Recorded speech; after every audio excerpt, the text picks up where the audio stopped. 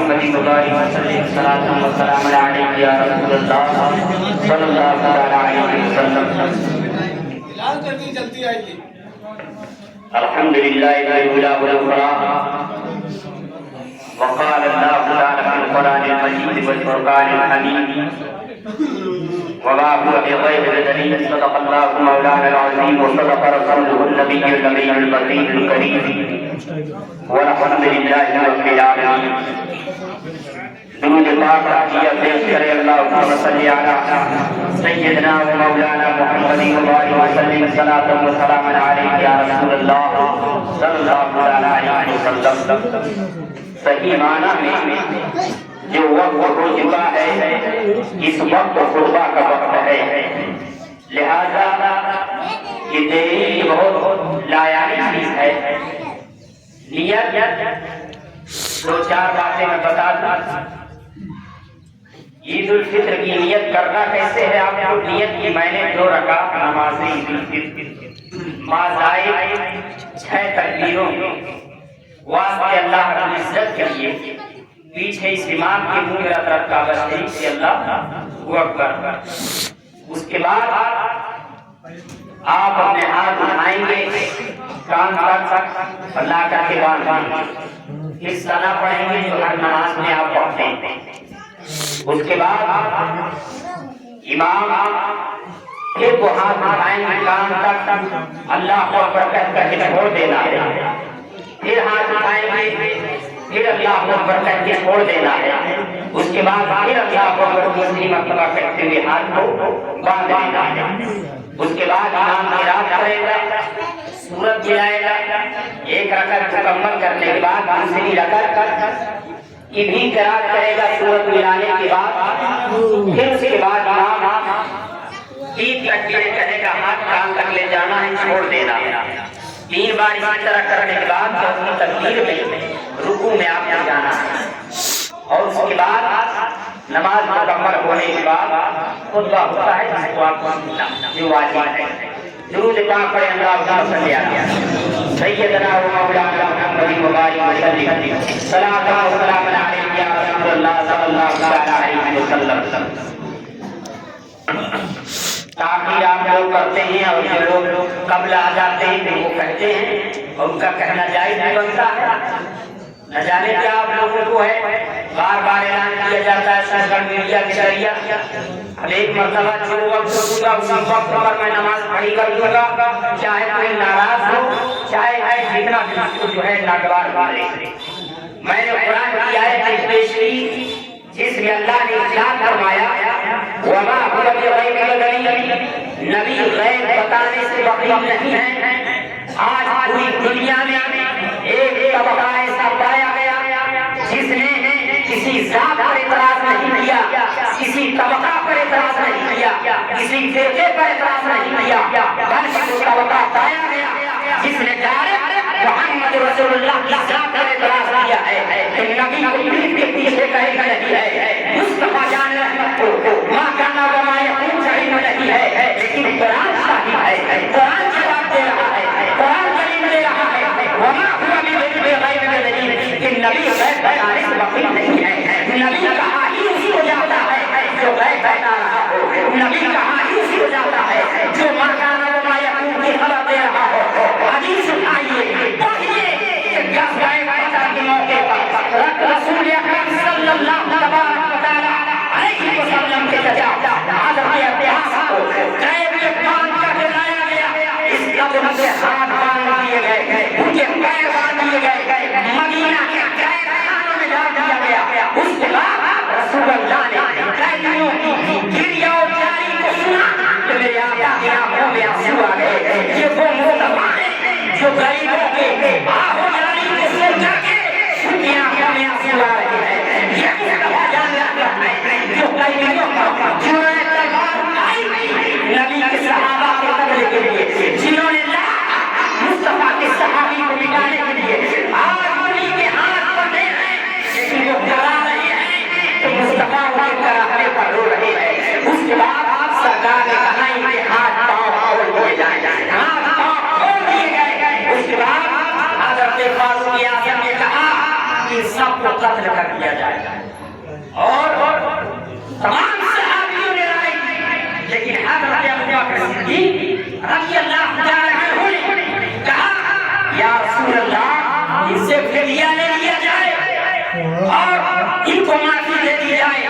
تو اس کے بعد رسول اللہ کی رائے بہت پسند آئی. آقا علیہ السلام فدیہ کا حکم دیا. تمام جو کفار و مشرکین انہوں نے دینا شروع کر دیا.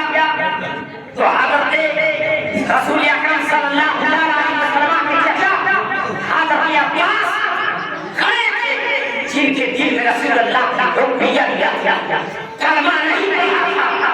اس کے بعد انہوں نے کہا کہ میرے پاس کوئی بھروسہ نہیں ہے، کوئی چیز نہیں ہے، میں تیار ہوں اپنی آزادی کے لیے. تو میرے آقا علیہ السلام سامنے کھڑے تھے تو آپ نے ارشاد فرمایا اے چچا جان کیا تم وہ لمحہ بھول چکے ہو کہ جب تم مکہ سے بدر کی سرزمین پر آ رہے تھے تو تم اپنی بیوی کو جیسے آزاد سونے کے سلکے عطا کیے تھے. تو حضرت عباس کا دل بہل گیا، خوش ہو گئے. انہوں نے کہا کہ جب میں وہ سلکے دے رہا تھا تو میری بیوی کے درمیان میں میرے اور اس کے سوا کوئی موجود نہیں تھا. اللہ اکبر، مصطفیٰ دائے خبر جانتے ہیں، نبی عجیب جانتے ہیں. حضرت عباس نے کلمہ پڑھ لیا اور لا الہ الا اللہ چلے آگئے. کبھی آگے حضرت رسول اللہ کا ارشاد فرماتے ہیں اور کوئی غیر ان سے نہا ہو بھلا جب لفظ لا چھپا کتنے کرو. مصطفیٰ جان رحمت ایسے غیب کیا ہیں کہ جنہوں نے یہ خبر دی. اللہ اکبر. سرکار دو عالم صلی اللہ علیہ وسلم کی بارگاہ میں ایک شخص آیا اور اس نے یہ جملہ بدستہ کہا کہ میرا اونٹ کھو گیا، آپ اس کی تلاش بتائیے. میرا بھی وہاں پر کھڑا تھا. اس نے کہا تم ان سے پوچھتے ہو، ان کو کسی چیز کا علم نہیں ہے، ان کو کوئی چیز معلوم نہیں ہے، تم ان سے دریافت کر رہے ہو. میرے آقا نے پہلے فرما دیا تھا جاؤ تلاش. تو آقا نے فرمایا کہ جاؤ ایک درخت سے تمہارے اونٹ کی رسی پھنسی ہوئی ہے، جا کر اس کو نکال. وہ گیا اور جانے کے بعد اس نے دیکھا کہ میرے اونٹ کی رسی اس درخت کے جالے پھنسی ہوئی ہے. اللہ اکبر، یہ نبی کا غیب ہے. جو آج یہ وقت کہا کرتے ہیں کہ رسول اللہ ناکبی میں مل گئے، لیکن جو افراد کا یہ عقیدہ ہے کہ نبی ناکبی میں مل گئے ان کو یہ میدان نام ہے رضا کا زندہ ہے واللہ زندہ ہے واللہ میری عادت چھوٹ جاتا ہے. اور اس دنیا میں ایک ایک عبارت لکھی جس کو دیابنا کہا جاتا ہے. اس نے عبارت لکھی کہ جس کا نام علی یا نبی ہو وہ کسی چیز کمانے کو محتاج ہے، لیکن مصطفیٰ جان رحمت اس قدر عطا کرتے ہیں ان کی بارگاہ سے کوئی خالی ہاتھ گیا نہیں ہے. اللہ اکبر. ایک صحابی آئے اور یہ واقعہ آپ نے بارہا بار سنا ہوگا. آنے کے بعد انہوں نے عرض کی یا رسول اللہ مجھ سے گناہ ہو گیا. اور آقا علیہ السلام نے فرمایا کیا ہوا؟ یا رسول اللہ میں روزہ کی حالت میں تھا، گناہ زیادہ ہو گیا. آقا علیہ السلام نے فرمایا کہ جاؤ 60 روزے رکھو. انہوں نے عرض کی یا رسول اللہ میرے جسم میں اس کی طاقت نہیں ہے. اس کے بعد آقا علیہ السلام تقریر کے درمیان ارشاد فرماتے ہیں آپ ذرا سوچئے گا. بتائیے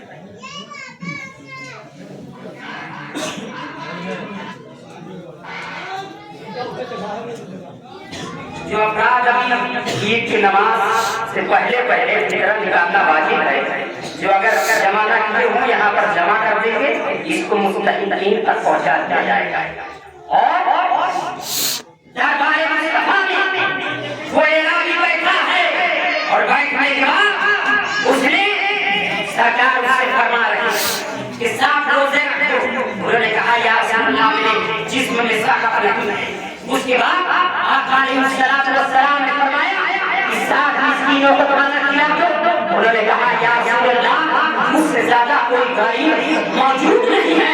اس کے بعد آقا علیہ السلام نے فرمایا کہ بیٹھ جاؤ. وہ بیٹھ گئے اور بیٹھنے کے بعد کچھ دیر کے بعد کھجور کا ایک ٹوکرا آیا. اور کھجور کا ایک ٹوکرا آنے کے بعد میرے آقا علیہ السلام نے فرمایا کہ کہاں ہے کوئی راوی, کہاں ہے وہ آئے. جب کہے کہ یا رسول اللہ میں حاصل کیا. میرے آقا علیہ السلام نے فرمایا اس کھجور کے ٹوکرے کو لے جاؤ اور اپنے پورے محلات کے لوگوں میں بانٹو. انہوں نے کہا یا رسول اللہ مجھ سے زیادہ غربت والا کوئی میرے محلے میں نہیں ہے. تو اللہ میرے نبی نے فرمایا کہ جاؤ تم کھاؤ اپنے بچوں کو کھلاتے رہو.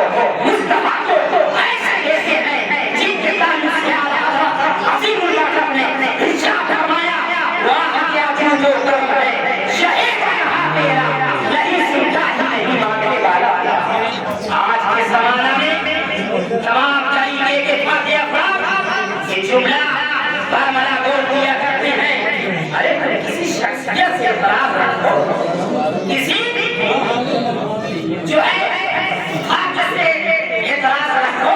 اللہ رب العزت جو ہے آپ کو اس اعتراض کا اگر آپ اعتراض میں صحیح ہے تو آپ صحیح پائے جائیں. لیکن اس دنیا میں تمام طریقے کے افراد موجود ہیں اور واقع ہے آپ کی ایمان پہ حملہ کرنے اسکولوں کے ذریعہ کالجوں کے ذریعہ. لیکن انسان بڑا بیٹھا ہے اور یہ سوچتا ہے یہ تعلیمی دنیا ہے. اس دنیا میں آج جوان آ گیا اور وکیل پیدا ہو رہے ہیں, لوگ ڈاکٹر انجینئر بن رہے ہیں. یہ عالم لوگ کیا جانے ان کو بس دین ہی تک محدود کر دیا گیا ہے. یہ دین ہی کی بات تو جانتے ہیں اس کے علاوہ کوئی معلوم نہیں کیا ہے. جو یہ جملہ بول رہے ہیں کہ آج لوگ کو کیا پتا اور مجھے شرم آتی ہے کہ جب لوگ یہ کہا کرتے ہیں باپ کا جنازہ ہو, ماں کا جنازہ ہو, رشتے دار کا جنازہ ہو, جب آقا نکل بولتے ہیں کہ اب کوئی سی نیت بتا دی جائے تو اللہ کیا کسے کے ماں باپ کے ساتھ آپ نے اکثر بابرہ کیا, کیا تفسیہ کیا, کیا آپ مذاق کر رہے تھے, کیا آپ اپنی نمازوں کے ساتھ کیا کیا, آپ نے نماز جنازہ کا طریقہ بھی نہیں سیکھا. میں اپنے ماں کا جنازہ پڑھوں گا, اپنے باپ کا جنازہ پڑھوں گا اور مجھ کو جنازہ کا یاد نہیں ہے. یہ قوم کس راستے پر جا رہی ہے, کس مراحل پر گزر رہی ہے. کبھی آپ نے سوچا, کبھی سینے پر ہاتھ رکھ کے سوچا یہ قوم تعلیم کے میدان میں قدر پیچھے ہے.